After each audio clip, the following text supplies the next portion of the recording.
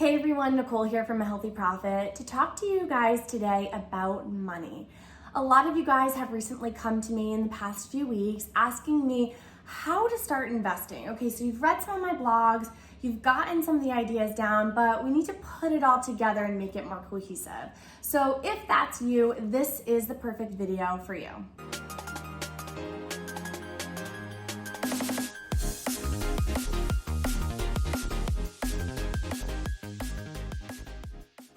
Before we get into today's video, I want to talk to you guys about what investing means for me. So investing for me is twofold. It means not just investing in companies and stocks, but it means taking advantage of tax advantaged vehicles such as the 401k, which we will also get into today's video. The purpose of this video is to give you all the tools to empower you to go out there and start investing.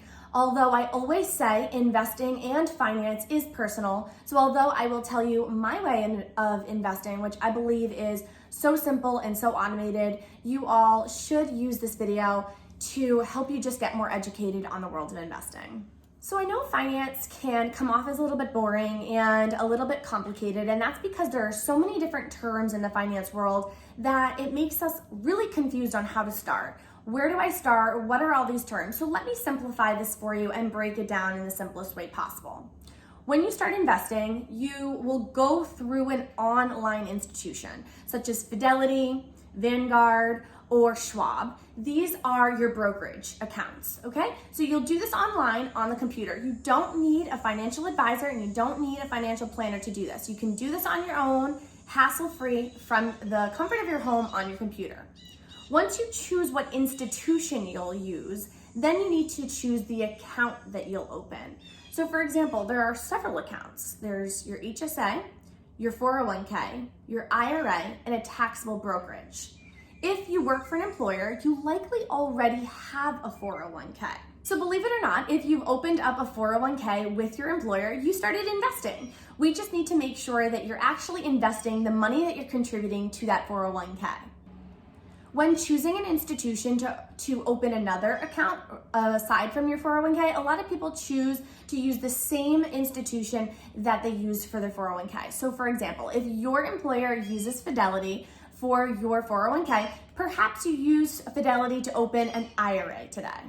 The three institutions that I listed earlier, Fidelity, Schwab, and Vanguard, are the three big institutions. If your employer uses a smaller brokerage for your 401k, then you may want to take a look at the fees that are associated with using that brokerage, and perhaps if it is a smaller company with larger fees, switch to one such as Vanguard, Fidelity, or Schwab.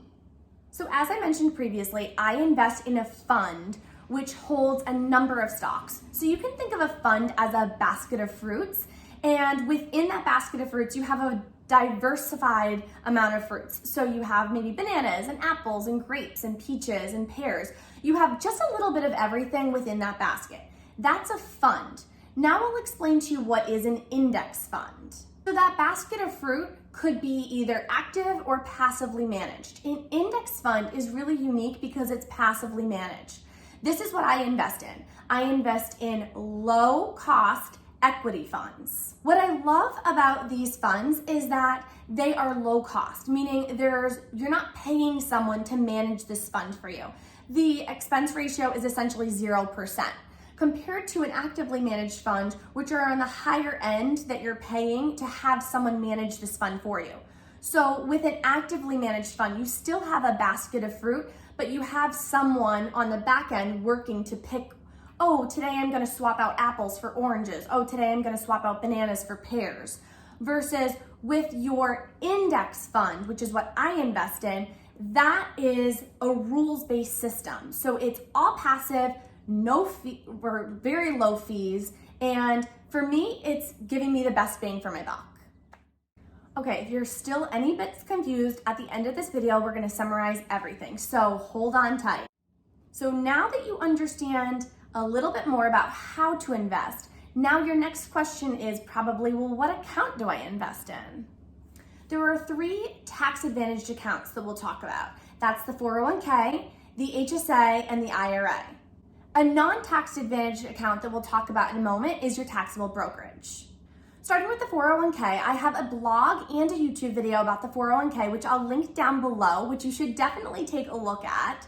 But if you have not yet elected investments into your 401k, I suggest you do that now. As I've been suggesting through this entire video, I would highly suggest investing in a broad-based, low-cost equity index fund. Next up, we have your HSA. Your HSA has been known to be the king of glory of tax-advantaged investment accounts.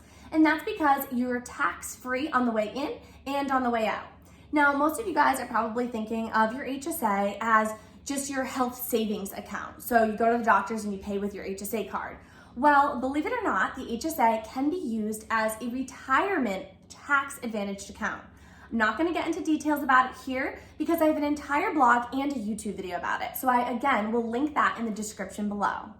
Third up, we have your IRA. Anyone can open the IRA. It doesn't have to be done through work. You can do it from the comfort of your home, and you don't need a lot of money to start an IRA. You can start it with even under $1,000. Again, I highly suggest that you check out my investment series on my blog at ahealthyprofit.com and read my blog about investing in an IRA. Your ultimate goal with these tax-advantaged vehicles is to max them out. Now, I know that's not reasonable for most of us, but it should be your long-term goal. In fact, it should be your short-term goal because, especially if you're a younger person, now is the best time to put in as much money as possible into these tax-advantaged accounts. All of these tax-advantaged accounts will have a maximum amount you can contribute. For example, in the year of 2020, the maximum that you can contribute to your 401k is $19,500. I will reiterate that there is no better time than now to start investing. I have an entire blog about the benefits of compound interest and how the idea and the principle behind compound interest can literally make you a millionaire. You have got to check out this blog, and it will change your perspective on investing. And we'll wrap up this discussion about investment accounts by touching on the taxable brokerage. This is not a tax-advantaged vehicle. However, it is just a regular investment account where you can put as much money as you want into this. There is no limit. And similar to an IRA, you would contribute it from the comfort of your own home. It is not run through an employer, and this is not an account specific for retirement. If for some reason you needed to take the money out prior to retirement, you could certainly do so with no fees. The moment you've all been waiting for, we are going to summarize this and we're going to start investing. So let's say you're ready to invest. You're going to go to Vanguard.com. That's the institution that I just happened to choose. And we are going to today open a Roth IRA. Once you open the Roth IRA, you have to fund it with money. So you can link to your bank account as a one-time contribution of, let's say, $3,000 that you'll invest today, or you can do a recurring monthly contribution of, let's say, $200. So after budgeting and looking at your spreadsheet, you see that you have $200 left over every month, and rather than spending that money, you choose to invest it. Very wise. So today I'm going to invest in the US total stock market. That is the fund that I choose to invest in. Now remember when I said that you have securities to choose from, you have individual stocks, ETFs, or mutual funds. Let's push that individual stock away because I'm not into that. So we are going to invest in either a mutual fund or an ETF. So we are investing in the US total stock market. That's our fund. Our index fund can either be through an ETF or a mutual fund. The ETF ticker for the US total stock market is VTI. The mutual fund ticker is VTSAX. Now, if you are new to investing, it's typically easier to invest in mutual funds because it is in dollar value versus in an ETF that is in shares. The only caveat with this is that if you are choosing to invest in the mutual fund, they do have an initial minimum of $3,000, which you must invest. It's literally that simple. So I just went online, I opened an account, and I funded the account, I bought a security, and now I am invested in the US total stock market low cost equity index fund. We're done. So I really hope that this video empowered you to take action with investing. Now is the best time to start investing, and I hope that this video provided you that educational content that you needed to get started. If you liked this video, please don't forget to like, give me a thumbs up, subscribe, and share this video with your friends and family. Thank you so much, and don't forget to check out ahealthyprofit.com.